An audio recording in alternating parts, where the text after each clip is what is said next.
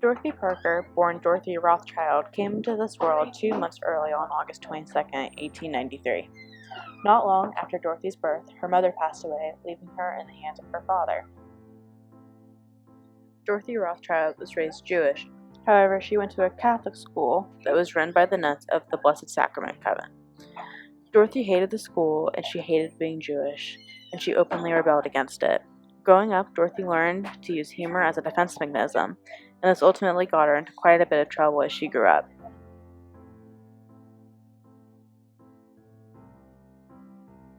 Once out of school, Dorothy Rothschild began to work with Vogue as a writer, but was eventually transferred to Vanity Fair in 1915, when the head of Vogue realized she didn't have a passion for fashion.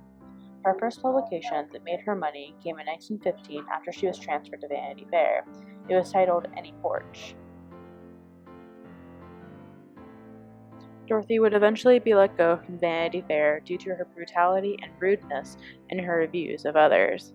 Her close friend Robert eventually resigned from Vanity Fair when he heard she was being let go, and Dorothy called it the greatest act of friendship she'd ever known. In 1917, Dorothy Rothschild fell in love with Edwin Pond Parker II, also called Eddie. Eddie enlisted in the 33rd Ambulance Company in 1917, and in June that year, Dorothy and he married. Now, Dorothy Parker, she joined a group known as the Round Table. The Round Table was known for their standards for language and literature, and Dorothy Parker felt at home. Despite being married, though, Dorothy Parker was extremely promiscuous, and she openly admitted it, even calling herself a slut at one point. When depression set in, she had a hard time writing, and she took it out on others. In 1924, with her husband overseas, Dorothy Parker had fell in love and eventually had an affair with a man named Charles MacArthur. Charles was having affairs with other women, though, and that, along with an abortion and a newfound drinking problem, resulted in Dorothy Parker's first of 3 suicide attempts.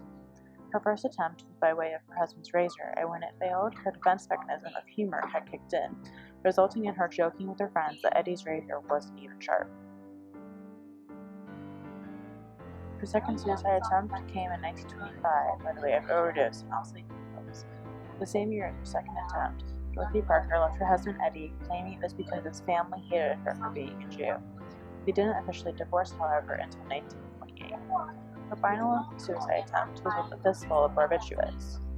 Following her suicide attempts, Dorothy Parker had even more affairs and marriages, all of which ultimately ended in failure. Her drinking problem persisted, often resulting in her getting drunk and falling asleep when she was supposed to be writing. When she did write, she used the bad times as material during the good times.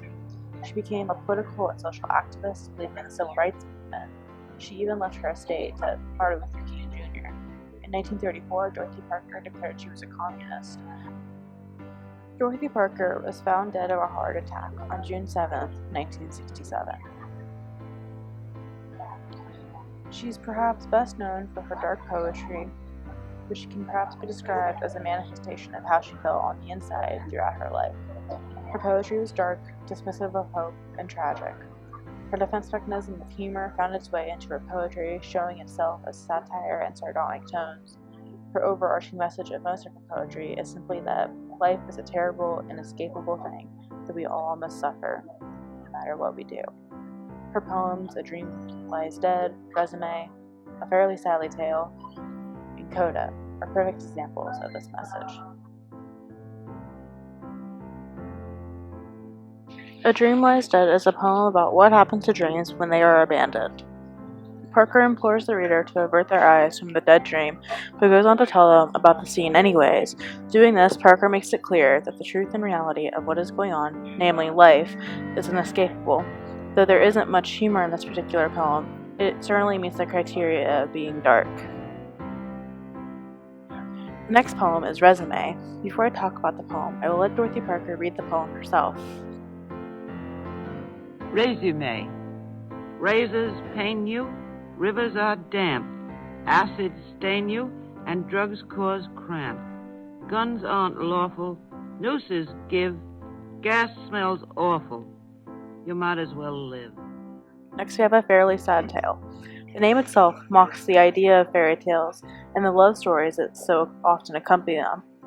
The poem talks about how men are bastards and how A broken heart is seemingly unavoidable. Once again, another example of how life is no good yet unavoidable. Resume mocks the very idea of suicide. Parker explains that each method isn't viable and ends with a famous line, "You might as well live." Notice that she says might and not should. Once again, it is clear that life is inescapable. The final poem is entitled Coda. The poem is about how the narrator never signed up for life and doesn't wish to continue with it. They request to be sent to hell in the end, but never receives an answer or confirmation. This once again shows that life is inescapable. There are a great many other poems that Parker has created that show this message. The poems that I've shared are just the tip of the iceberg, that much is clear.